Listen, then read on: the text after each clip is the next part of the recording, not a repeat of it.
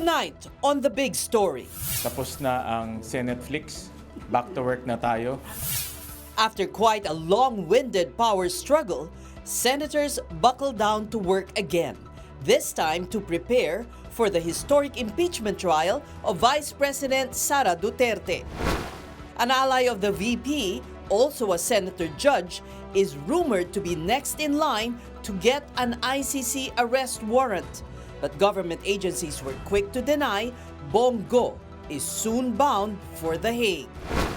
And the United States and Iran have signed an initial deal to end their conflict. But is the war really over? No, it's not final. And if I don't like it, we'll go back to shooting at them, dropping bombs on their head. Good evening, I'm Ces Oreña-Drilon. Senate President Gatchalian tells colleagues it's time to get back to work. Among those, the upper chamber will have to buckle up for our pending legislation and, of course, Vice President Sara Duterte's impeachment trial.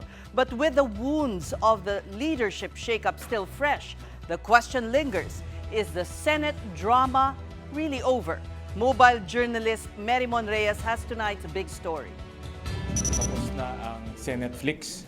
Back to work na tayo. Well, there are those who hope for a more controversial ending to the 28-day run of the so-called Senate-flix. Sad to say, that's all she wrote. Senate President Gatchalian, who on Wednesday, June 17, came out on the top of the month-long power struggle, now wants the upper chamber to make up for lost time and return to its core work of legislation. Stressful din nangyari sa lahat hindi lang naman sa akin or sa ilan na senator, lahat na stress. Hindi kami magkaka-agree on many things, hindi rin kami we will not have the same position on many things. Pero ang position namin is certain na lahat kami gusto namin magtrabaho na. Gatchalian said the Senate will use the coming weeks to lay down priority measures identified by the Legislative Executive Development Advisory Council or LEDAC. The upper chamber, Gatchalian added, will also begin logistical, security, and procedural preparations for the impeachment trial of Vice President Sara Duterte, set to begin on July 6. How big of a challenge is that for you, sir? Well, ang impeachment kasi, even until now, I say it's a very divisive process. No? We have to admit that's very divisive. And nahahati ang taong bayan. Pero kasama yan sa trabaho namin. No? Yan ay kasama sa accountability process ng ating bansa. No? So, I think it's going to be a challenge. it will be. We have to prepare. No? We have to prepare. This is a responsibility that we cannot get away with. No? Kasi kasama yan sa mandato namin. SP Gatchalian intends to call for an all-senators caucus to discuss other issues on the trial. Among them is Senator Jinggoy Estrada, who is facing plunder and graft charges at the Sandigan Bayan.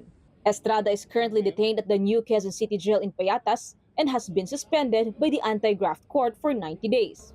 From what I understand, pag suspended ka as a senator, kasama na rin dun yung being a senator judge. No? Malinaw ang constitution, 2/3 of all members. No? So that's E16.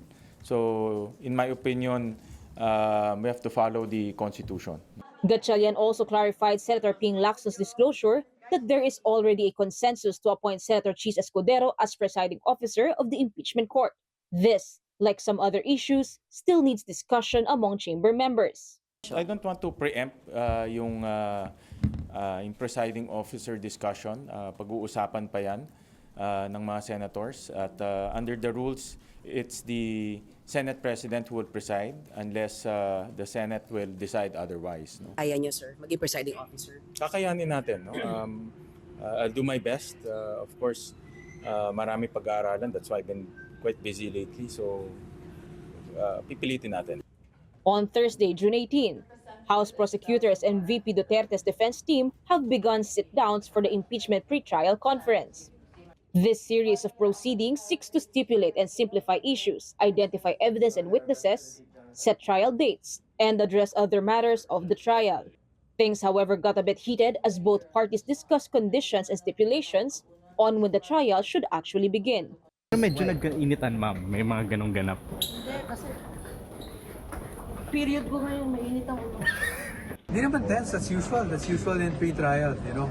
Even in the RTC, ganyan yan, no? So wala naman. It's really nothing out of the ordinary. And of course, we appreciate the patience also of the clerk of court, no? Senator Ibantu and the prosecution panel. So, normal lang yan. Eventually, tempers cooled down and according to POA, they were able to sort out some of the issues. Kanina nga, nakita nyo, lumabas kami, nag-usap muna ang dalawang panig, no? Kung paano natin mapapabilis. Yun ang maganda naman na naging resolution. Pero as to the details, syempre, hindi pa ako masyado makashare dahil as you know, we're not allowed to really discuss the case. Ang position lang naman ng House Prosecution Team is it would be a speedy trial. It will not drag on like with the unnecessary delay na magkaroon na ng judgment ang impeachment court at enough enough time para mapag-usapan at may latag ng House Prosecution Team yung kanilang ebidensya. With the historic impeachment trial of VP Duterte seemingly on track, is the Senate-flix really over? Maybe Senator Lacson didn't get the memo as he went after former SP Cayetano on X early Thursday. Lacson wrote, Cayetano's time was a waste of taxpayers' money. In 28 days of leadership tug-of-war, with an estimated cost of 700 million pesos, Cayetano's output was chaos, gunfire, Senator Bato de la Rosa's escape, session boycott, a failed destabilization attempt, and unauthorized committee hearings. Cayetano also took to social media and responded to Lacson's tirade. So nasaan yung intellectual dishonesty? Nasaan ang pagtatago ng katotohanan? Simple lang po. Kahit sino po ang Senate President, 25 million a day ang gastos ng Senado kung ganun kasimple ang computation mo. Before this, Cayetano had this to say about the events that stripped him of the Senate leadership.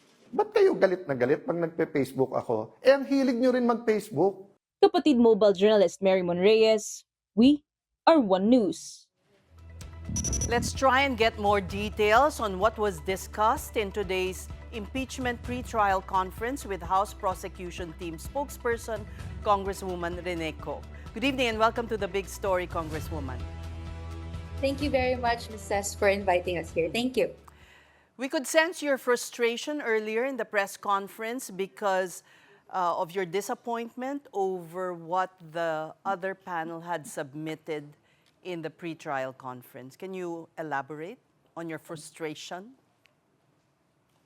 We mentioned earlier in the press conference na tingin natin tunog lata kapag ginalaw-galaw mo yung pre-trial brief, no? And if tunog lata na siya, what more the trial proper? Dahil nakita natin at the very core of the pre-trial brief submitted by the defense team of VP Sara Duterte, wala pong affirmative defenses, wala pong independent arguments other than to simply rebut through a general denial yung mga allegations in the articles of impeachment. And again, no, yung pag-summon ng issues on technicalities that were already ruled upon in previous House Committee on Justice hearings and pleadings, pero rehashed again here at the pre-trial brief and in the conference. So that's frustrating because we want answers. The people have been clamoring for answers for years. And in this supposedly first step before the trial hearings, hindi pa rin po natin nakuha yun. But this should make your job easier. May ganun nga pong pagtingin because kung titimbangin din yung dalawang arguments, medyo may limitation yung general denial compared sa allegations and you supplement and you support it with evidence. Pero ang interest din naman natin dito ay yung proseso ng pananagutan, yung pag-provide ng due process to both parties. At syempre, we hope that both parties take those opportunities, no, hold on to them para ma-exercise nila ng diligently. And we can see with the submissions of VP Sara Duterte, no, even though the greatest allowance of due process was provided to her, to the Office of the Vice President, hindi pa rin po natitake yung mga opportunities na ito. Okay. Yung bang konting diskusyunan o medyo there was an argument supposedly or raised voices, was that over the insistence na kahit na nasagot na yung mga issues ay inungkat ulit ng defense panel? Normal naman po in adversarial proceedings such as trial na merong disagreements. So I believe, and how we know legal processes, in a pre-trial conference, ipe-present ng both parties yung kanilang proposed stipulation of facts. So ideally, you arrive at common stipulated facts that the clerk of court and the presiding officer will essentially rule upon, or even the body, the Senate as a body. And yun yung pahawakan nyo papuntang trial. So other facts that are not in that proposed stipulation, you have to prove. Pero sobrang iba yung proposed stipulation of facts ng both parties. Sa House Prosecution Panel, yung nasa Sabaliat Al-Cabrera complaints and even the articles of impeachment, yun po yung ating proposed stipulation. Yung kay VP Sara naman yung nasa answer niya and yung submissions niya to the Supreme Court. So, dahil po magkaiba yan, magtutugalian yan kung alin po yung panghahawakan na common. And dahil din po siguro doon, nagkaroon ng disagreements. That's normal. Pero ang sa atin, successful at least na at nagkaroon ng pre-trial conference, day 1. The next one will be next Monday, dahil hindi po natapos yung marking of evidence because of the voluminous and ang dami ng records. Pero tuloy-tuloy sana to hanggang trial. Okay. So in this pre-trial conference also, you kind of lay your cards down, di ba? And so the defense knows how you will approach trying this case. How far have you gone in doing that? I think we've gone farther than the team of VP Sara Duterte dahil tayo lang naman yung nagle-layout ng allegations at ng arguments. Tayo din po yung nagne-name ng witnesses. Meron tayong reservations of additional witnesses, documents to be presented. Meron din pong corroborating witnesses na may general description. Pero all in all, we're very specific. No? This is unlike the VP Sara Duterte pre-trial brief na a lot of it ay general yung description and hindi pa nga po specific yung purpose kung bakit sila sinasummon. For example, they say that they'll reserve at least 5 officers, employees of the Department of Education to disprove the allegations in the articles of impeachment. Tas lahat po, puro ganon. Walang pangalan. Walang pangalan. Yes po. Tas very general yung description at hindi po detalyado yung reason kung bakit sila isasummon. Tama po kayo that in a pre-trial conference and in the briefs that you submit before, that is your laying of the cards. Dahil po, gusto nating bigyan ng fair opportunities yung both parties to respond to the allegations of the other. No? At ayaw nating biglain sila, though definitely may reservation of witnesses at pwede po talagang may mga sudden developments during the trial proper. Pero yung meron na tayo, bigyan natin ng fair opportunity yung both na mabasa, mag-respond, no? At magkaroon ng intelligent response na pwede nating pagdebatihan, no, on the level of principles and on the level of rules. Kung wala pong ganon, not only is it unfair, pero sa bahagi po ng mamamayan, ang kinakatakutan natin, hindi natin makuha yung sagot na matagal na natin hinihiling.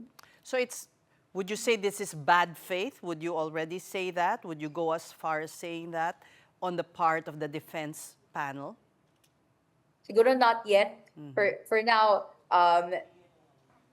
may good faith naman sa appearance and yung appearance ng authorized representatives in the pre-trial conference. Pero gaya po nga ng sinabi ng aking co-spokesperson sa press conference kanina ni Congressman Zia Adyong, na iba yung appearance and willingness. So, kung ikaw ay pumunta lang for the sake of pagpunta, nag-submit for the sake of nagsabi, hindi pwedeng sabihin sa'yo na hindi ka nag-submit. hindi pa yun yung willingness. Hindi pa yun yung willingness to answer the burning questions of the people, the constituency of the Vice President. And pag-undergo ng proseso ng pananagutan sa pinakamalawak na good faith na inaasahan natin, our public officials should exhibit as an example to everyone. Were you had your private prosecutors with you? Did the defense panel also have the representatives of the Fortune law firm? To clarify, I was not there physically, but I can confirm that the public prosecutors were present. The private prosecutors were also present. And in fact, they were very active in the marking of evidence, which took up most of the time for the pre-trial conference.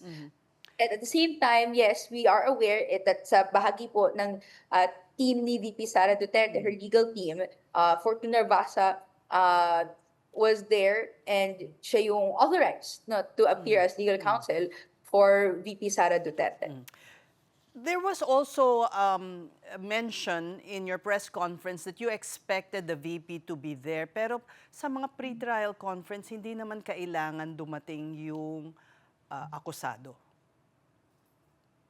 I think it's still a matter of showing up for the people, especially since she made previous commitments to be ready and willing to face these charges at the proper court. Ito na po ang proper court. Bakit po hindi niya pinapakita yung readiness and willingness na yon to the people as she mentioned? In fact, sa tenor ng answers and the pre-trial conference, it doesn't seem like she's most ready or most willing. Because at the answer, she prayed for a dismissal, which is not found in the Constitution or in the Senate rules when you talk about impeachment. Pag impeachment, dadaluyin niyo yung buong proseso ng trial, susuyurin niyo yung witnesses, yung evidence, and only after that, you come to a decision point kung may conviction or acquittal. Wala pong at any stage pwedeng may dismissal. And hanggang ngayon, in the pre-trial brief and conference as well, binibring up yung mga technicalities to continue questioning and emphasizing na they're putting under question yung authority and yung kapangyarihan ng House Committee on Justice and yung iba't ibang naging involved sa proceedings na tumulog sa impeachment court. Na sa amin, ang fear nga po is this could cause delay.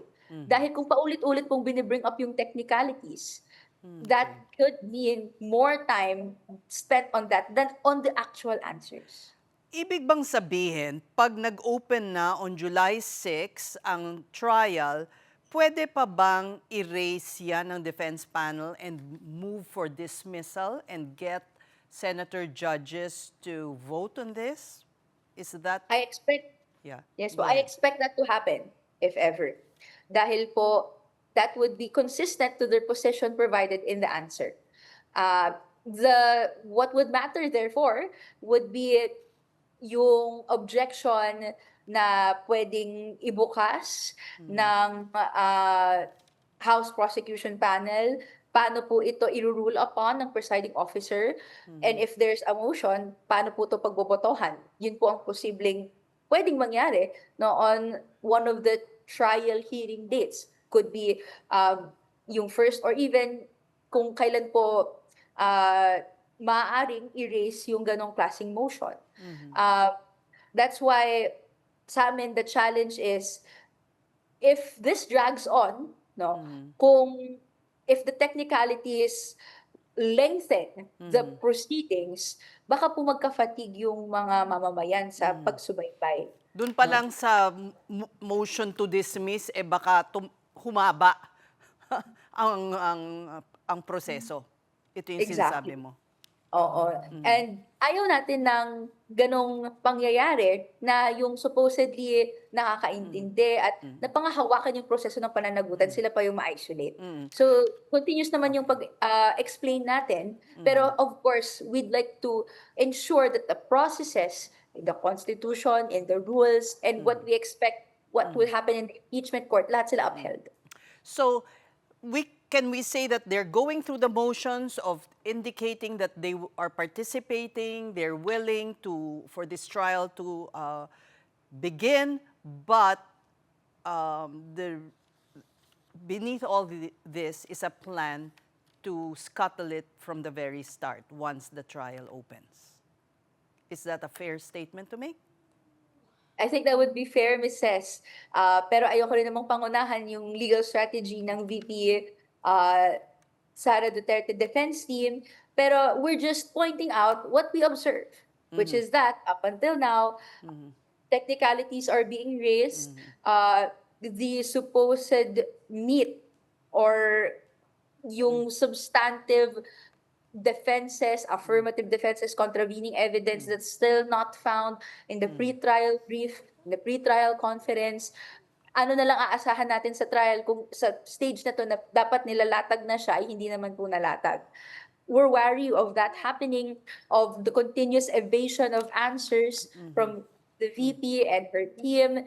And what we want at the end of the day for the Filipinos is closure. No, may mga tanong lalo na sa issue ng korupsyon, ayaw natin na hindi to nasasagot. Ayaw nating nawawala yung katotohanan sa kamay natin at natatabunan ng disinformation. At gusto natin mabalik yung pera, lalo na kung may ruling na ito ay nakurakot. So at the end of the day, this impeachment process has to continue and then has to finish. Kailangan po siyang matapos in line with the principles of due process and accountability. All right, we thank you for your time. That was the spokesperson of the House Prosecution Team, Congresswoman Reneco. Thank you, Ms. Sen. Our next story takes us overseas. President Bongbong Marcos and his Russian counterpart, Vladimir Putin, sat down to discuss various issues. This is the first time the two leaders were face to face. Their dialogue centered on strengthening cooperation. In Marcos's opening statements, he emphasized the readiness of both nations to explore partnerships in food security, energy, trade, and investments. As ASEAN chair this year, the Philippine chief executive also had this to say to Putin. I personally extend my invitation to Your Excellency to attend the 21st East Asia Summit, which is scheduled to take place in Manila next November. The East Asia Summit remains an integral part in maintaining a regional architecture towards our shared goal of a stable, secure, and prosperous region. In response, Putin cited what he called a happy coincidence, with June 12 being Independence Day for Filipinos and National Day for Russians. The Russian president also noted that this month marks the 50th anniversary of the establishment of diplomatic relations between Moscow and Manila. He recalled when PBBM's father, President Ferdinand Marcos Sr., visited Russia in 1976. Then a joint communique on interstate relations was established. Now Putin hopes bilateral trade will increase through collaborations in certain sectors. Apparently, we are approaching the present threshold with an immense capital of mutual beneficial cooperation underpinned by good traditions of mutual respect and respect for legitimate interests of each other. Last year, bilateral trade exceeded $0.5 billion. Of course, this is far from the limit, and of course, there is a good potential to enhance supplies of agriculture and energy resources. Out of the sidelines and at the ASEAN-Russian Commemorative Summit proper, President Marcos underscored the importance of cooperation, especially in maritime security and in combating transnational crimes and terrorism. He likewise highlighted the economy, particularly food and energy security. Marcos also emphasized the importance of investing in people, particularly in the youth. You're watching The Big Story in One News. When we return, is there an ICC arrest warrant against Senator Bongo? Government officials are baffled. Wala pa ako nakita. Baka sabog siya nung narinig niya kasi wala pa kami nakikitang ganun eh. So wala, hindi namin alam. Eh buti pa siya alam niya. Ako hindi ko alam.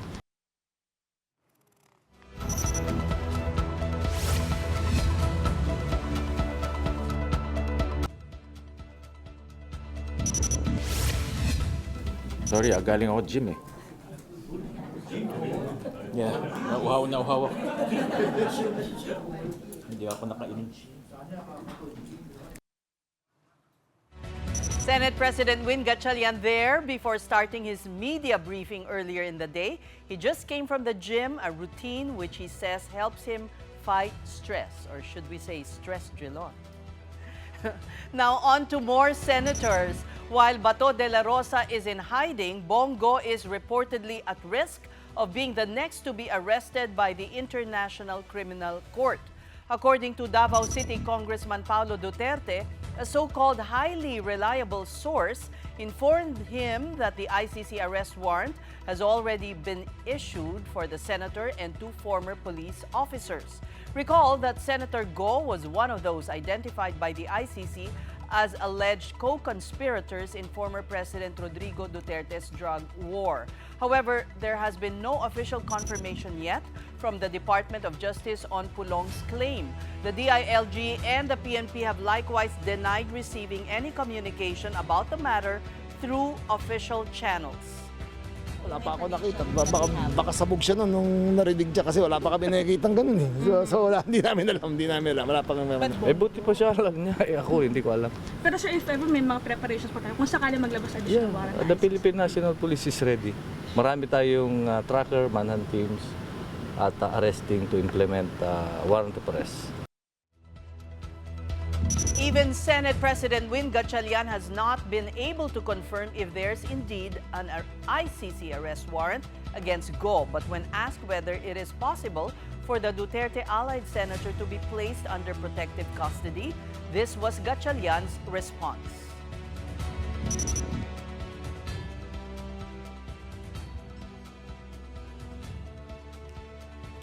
Now, in a statement, Senator Go said everything is now in God's hands. He added that throughout his life, he has never violated any human or divine law.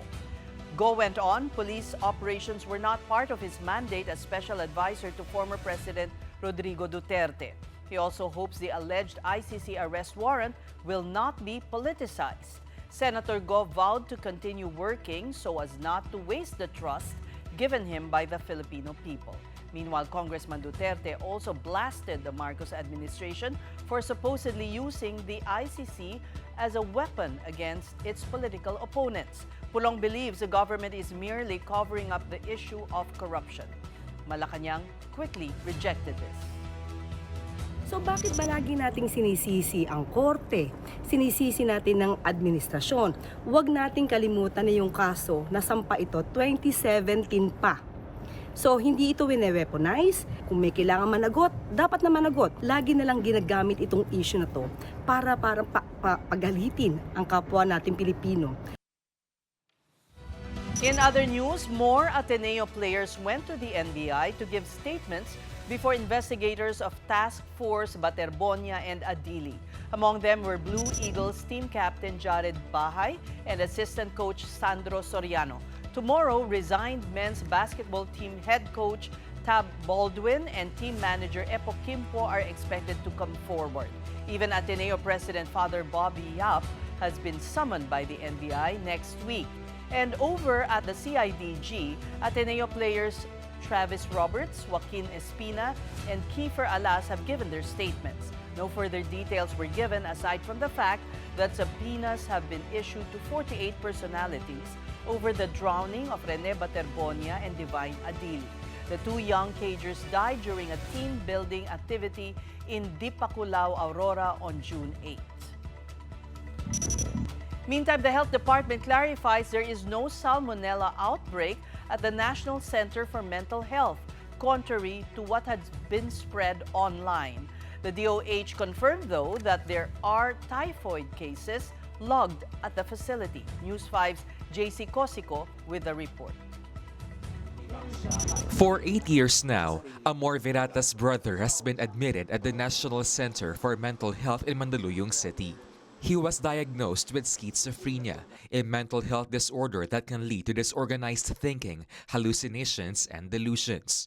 On June 14, as Amor visited her sibling at the NCMH, she came across another service user at the hospital. Ma'am, imbestigahan nga ninyo dito kasi 18 na ho yung nag-positive dito, kinuha na ng dugo.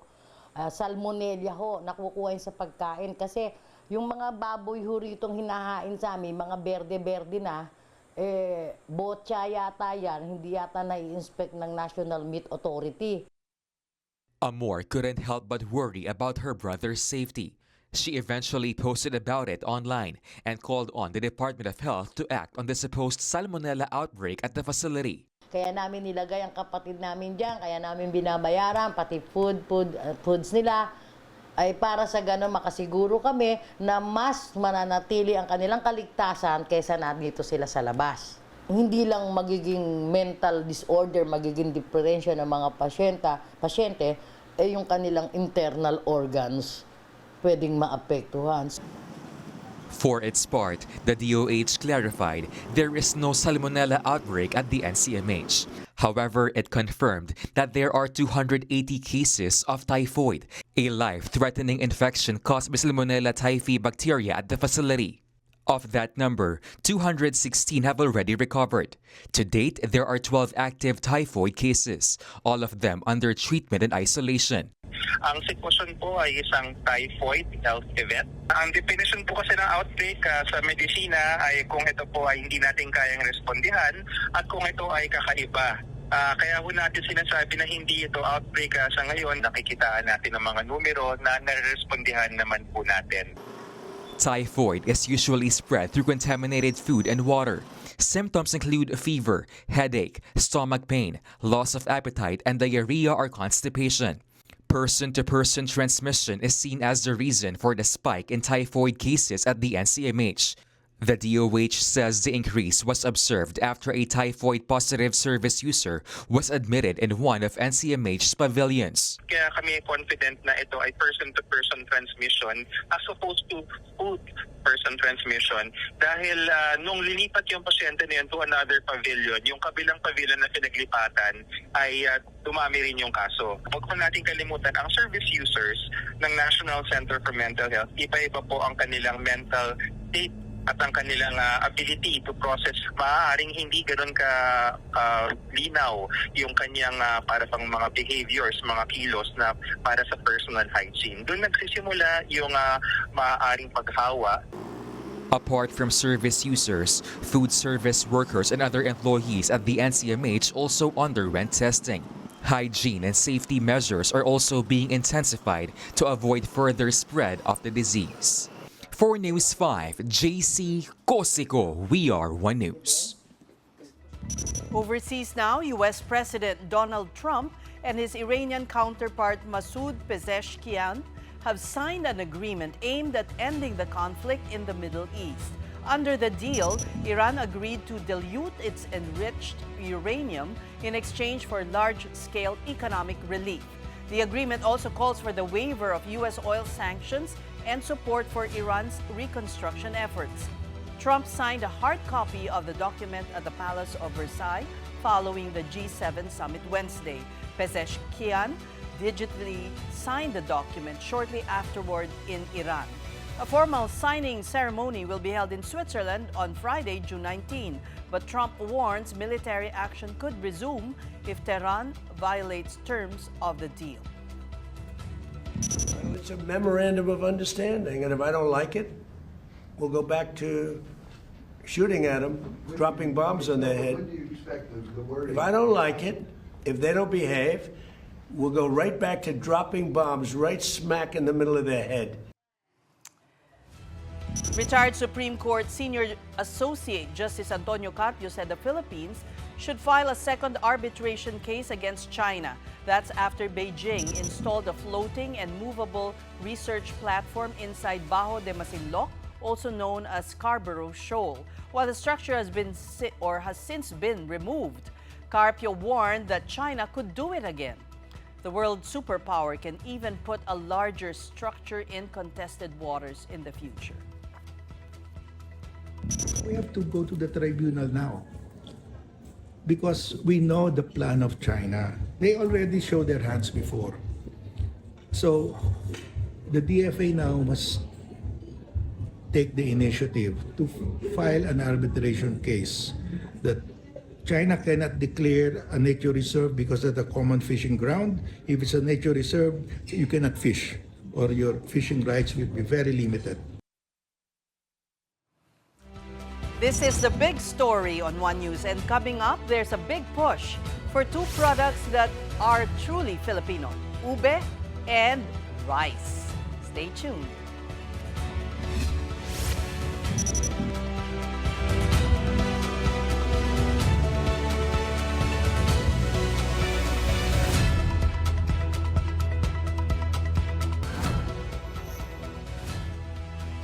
Ang impeachment kasi, even until now, I say it's a very divisive process. Pero kasama yan sa trabaho namin. No?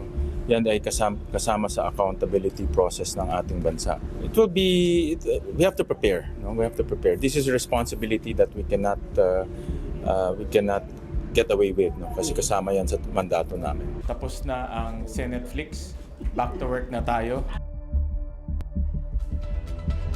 Let's have some good news now.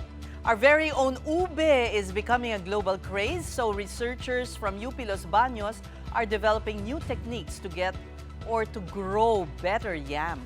Mobile journalist Ray Vicente reports. More improved ube varieties. With purple yam becoming more popular in local and international markets, researchers from the University of the Philippines, Los Baños, are using genomics technologies to develop better ube qualities. The research project primarily aims for richer purple flesh, enhanced nutritional quality, and even higher yields. Majority ng ube sa atin ay kulay puti. Merong cream, merong yellow, and merong kaunti lang yung purple. From the 188 collections, in-evaluate namin, namili kami ng 30 na purple talaga yung kulay. Tinignan namin yung yield, yung characteristics ng kulay,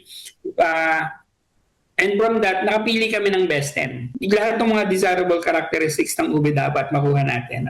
Using morphological and molecular analysis, the study found some accessions with favorable tuber shape and great yield performance. Among this is Kinampay, one of the top ube varieties in the country, predominantly found in Bohol. So this is considered as the queen of Philippine yam. Kasama to sa selections namin, and yun yung aming parang check variety.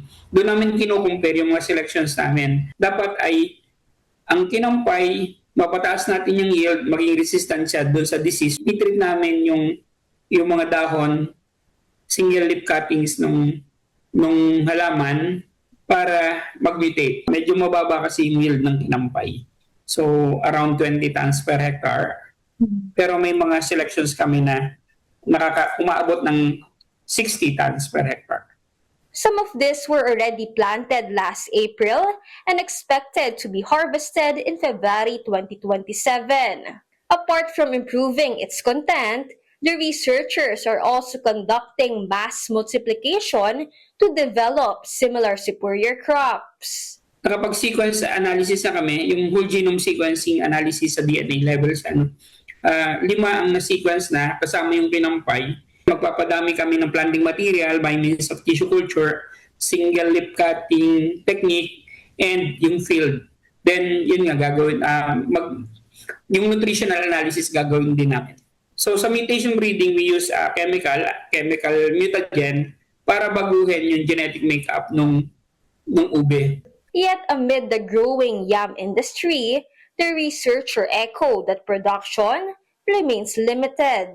Ang laki ng demand, kulang ng supply. Kulang tayo sa planting material, mababa yung ating production. Mas maganda sana kung meron tayong seed system, merong planting material na available na pwede natin i-supply sa farmers na maganda, selected sila, maganda yung yield, maganda yung characteristics. Kapatid Ray Vicente, we are One News. Meantime, an upscale restaurant is taking a stand to save a dying Filipino tradition. Gallery by Chele has launched the Heirloom Rice Project, a new tasting menu designed to protect the vulnerable grains of the Cordillera Highlands. These rare hand-harvested crops like tinawon red and deremen are deeply tied to indigenous rituals. But they face massive threats. Farming communities are aging and the younger generation is leaving the mountains for more stable work elsewhere. Because these crops can only be harvested once a year on steep terraces, the tradition risks gradual decline. To build demand, the restaurant is weaving these grains into every part of their menu using traditional fermentation starters to create unique rice wines, vinegars, and desserts. Diners can also buy rice at the end of their meal. The goal is to increase market awareness, which chefs say will provide essential income for Cordillera farmers and safeguard centuries of agricultural heritage. It's time to put the spotlight on initiatives that save traditions. Welcome to Sustainability.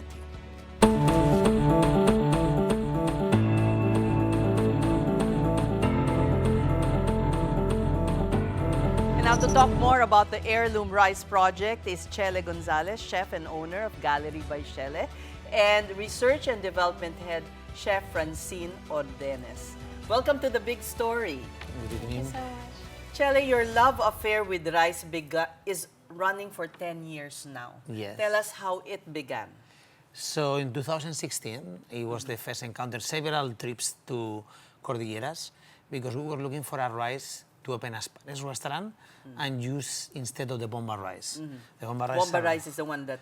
is used traditionally in paellas in Valencia, in Spain. So the grain was around maybe 800, 900 pesos per kilo. The idea was to ask IRRI, a scientific study, to tell us which one was the closest Filipino heirloom rice that we can be used instead of bomba rice. Right, instead of importing. And reporting. This led you to discover the Cordillera. Yeah, and the people there and the beautiful experience to go to different communities around. So that it was in 2016. So the grain that was closest, it was the Danaan Tinawan, white. And we were using, for several years that was called arroceria, instead of the bomba rice. Oh, so that was you in arroceria. Yeah. The precursor? Or it was a long gallery? I mean, it was a long gallery. It was at the same time. We started actually 2 years after we opened gallery. And Francine, you've been with Chele for 5 years now. What exactly do? You search for ingredients. You help him make all these fantastic dishes. Yeah. How's your work? I first started with him as a line cook, and then I worked my way up until the sous chef.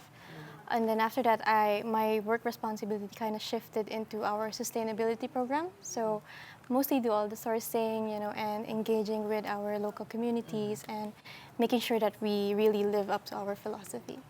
And how has the feedback been from the communities ever since you started this rice, focusing on rice for this year, right? Yes. What's the response?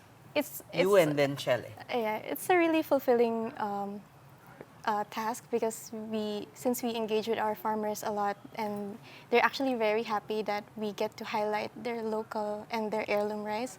So it's really rewarding, I would say, really rewarding. And is it for them too? Have they felt already the impact? Yes, so since we do source kilos of rice from them, they appreciate how much effort we put into sourcing, and as well as us trying to build awareness of the rice here in the Metro Manila. But Chele, you can't be the only one buying their rice, right? No. This is really your aim. You want the populace to be more aware of what we have, to value what we have. I think everything started. We didn't want it to become a sustainable restaurant. It just happened that we truly believe that the local ingredients in the Philippines deserve more attention. Especially, we had to put context that we started 14 years ago. When you go to a high-end or fine dining restaurant, meaning imported produce. And I was really against that. So, the heirloom rice started because it's delicious, because it's tasty, because it's different. And people buy, grains all around the world in 3 or 4 higher times the price of the Heirloom rice. And, Yeah, it's crazy. And I just wanted to say, we have this here, let's use it. As a simple, a restaurant needs to start with making things tasty and delicious. Tell us about this dish beside you that you see on our screen. Yes. What is that? So that is a pre-dessert. So that is, we use around 6 or 7 different varieties of Heirloom rice. Imagine. In that small dish. In a small dish, from different crackers, from different varieties, from purple glutinous rice with coconut, because both are a perfect marriage. And then we also have banana, because how it's eaten, when we were in the Cordilleras, they eat the rice with banana. So that it was a little bit. And then we do a Spanish-style Filipino mix porridge, like arroz con leche, but Filipino style. So it's a lot of things going on there. It's amazing. In fact, you don't even know you're eating rice. Yes, that's the plan. So, the diners, how have they been responding to it? Actually, this menu have been very, very special because people is, for some reason, maybe because rice is so part of Filipino culture. They say rice is life. Yes. We were thinking to call it that way at some point. But people is very emotional. They get really into, the story, and they are part of the story at the end of the day. And it has been very, I would say, emotional, So it's beautiful, to engage with people, and all of the effort to go to the mountains and all of that, be able to connect. How many trips have you made to the Cordillera? You can't count anymore, I'm sure. Maybe around 7 or 8 times. 7 no, or maybe 8 times. Maybe even more. But maybe more. It's difficult to go there too. Yes, intense. And where do you live also? It's difficult. So we were staying. You stay in their homes? Yes, and I stayed, this special... the bathroom was no bathroom, so you need to find a way, But yes, I stay also there in a very rainy night, which was a storm. So yes, I have been all over, Cordilleras. Yes. So I wonder though, has the Agriculture Secretary been to your restaurant to try this menu, or the Tourism Secretary even, or officials who can push what you're doing further? Okay, the last trip that we did to Cordillera actually was held by the Cordillera Tourism Board. So they help us, to go and engage with them. So I had to say that from the tourism part, they have been very active and helpful. I think, the part here is to really, because we were checking, how many people is selling Heirloom rice in Manila, and it's not so many. So I think there are a lot of things to do. Helping the farmers also to, increase productivity, the way they package, and also, spread the word in Manila, because the product is there, but if they don't make money and also the access, we want to buy, but where, how, right? Do we travel as far as Cordillera to get? What do you see, Francine, as the potential? What product can, aside from, of course, the grains, is it vinegar, is it crackers? I don't know. What do you think? What other products can be? Of course, that's not your job, but what do you think? For us Filipino, we use rice in different ways. So maybe we can, utilize rice in different forms, like for example, like making heirloom rice polvoron, or something that uses rice that can be transformed into another food product. And I would buy rice vinegar. Yes, like rice vinegar and or rice wine. We buy sake, but why not tapoy? It's becoming very trend, I believe, hopefully in few months or in few years, we will see that ube now is taking, for the tapoy. So I think, and rice vinegar is a foundation. If you go to Japan, they use rice vinegar for sushi and everything. So I'm sure it's also important in Filipino culture. But in Filipino culture, it's not usually, it's fermented, but not used as a vinegar. Francine? Tapoy. Tapoy.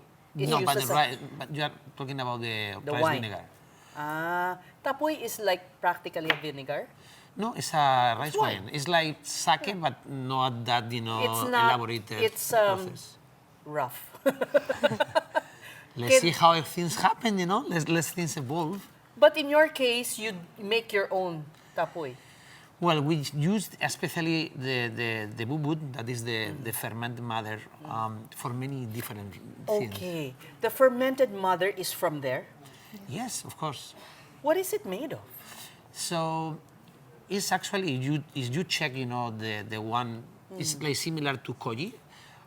So it's, the mother bacteria, but they also use different starters as well, coming from, for example, And this is ginger. really the heart of their culture, right? Exactly, yes. So you bring it, they allowed you to have Oh, yes, some? yes, they send us together with the rice. Because that means they trust you so much because, they're also very protective. Yeah. If you talk to the communities, right? And Francine? even in local markets around Baguio, they sell bubud. They sell. Yes. So you can buy Yeah, as yeah. a person, ordinary person and make your own tapoy. Yeah. Yes, but you can ferment rice in different ways, not only to create tapoy. Actually, you can also do vinegar from there. Now, the government has really looked more into importing rice, well, at least for the mass consumption, because Filipinos really, it's a staple food. But what support can they give the farmers, the indigenous, those that plant heirloom varieties? Where do you see? I know you're a chef, you're really more in the kitchen and research, but what do you see? Well, the chains government create demand and make sure that there is a chain from the farmers to the stores here, and also help them to probably, create, some kind of a structure in the sense of productivity, packaging, and all Like of that. like a chain. Yeah, the change from how they harvest to get maximum productivity to where they polish, and they package, and then of course the most important part is the chain. Make sure that the demand and the price is here in Manila as well.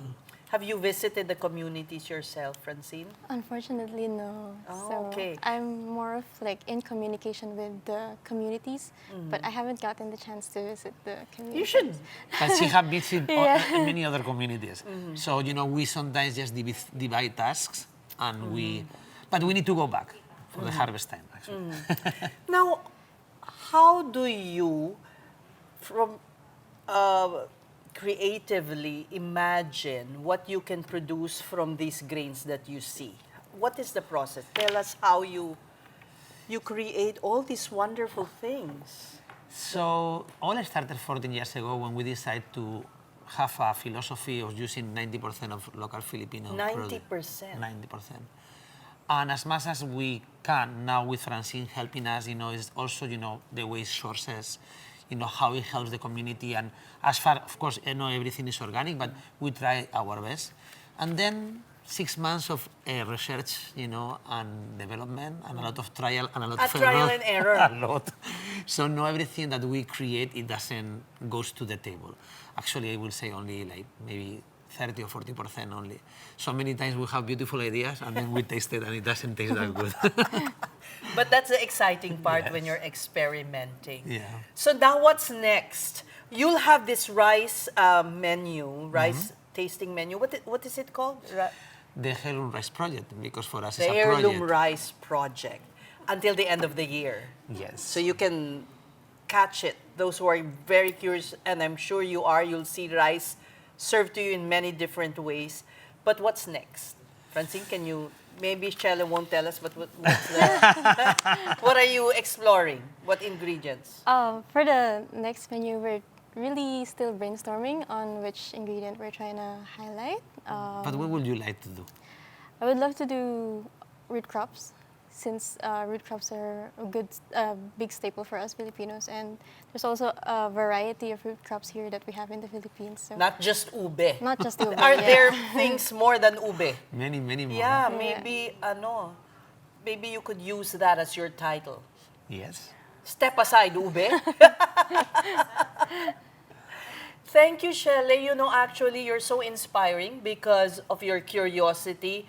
You have taught us, many Filipinos, about the potential of our ingredients. So, I guess, lastly, invite the diners out there to try your Heirloom Rice Project. I will invite them to try the the heirloom rice, and to buy for any special occasion, any time that, maybe it's just even just a week, it will really change things. Thank you so much for your time. Looking forward to your research on the root crops. Thank you. Thank you, Francine. Thank you, Chele. Thank you.